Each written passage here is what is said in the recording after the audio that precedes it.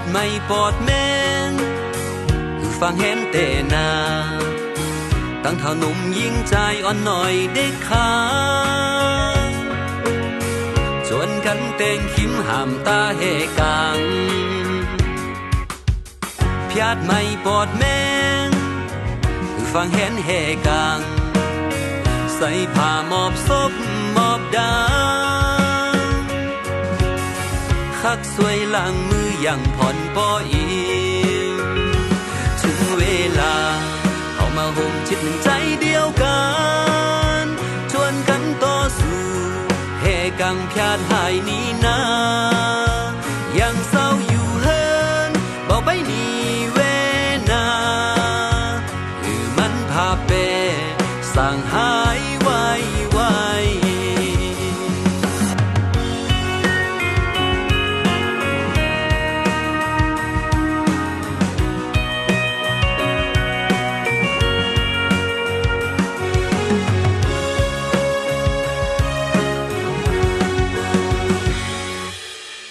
พยาดไม่ปอดแม่ง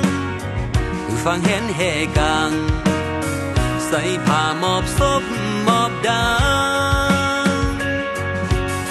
คักสวยหลังมืออย่างผ่อนปออี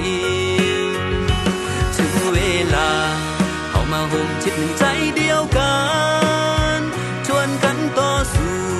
เฮกังพยาดหายนี้นายังเศร้าอยู่เฮินบอกไปนี่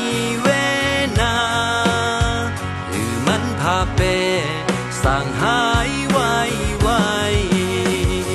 ถึงเวลาเอามาห่มชิดหนึ่งใจเดียวกันชวนกันต่อสู้เฮกังพยาดหายนี้นายังเศร้าอยู่เฮินบอกไปนี่เวนาหรือมันพาเปสั่งหายไว้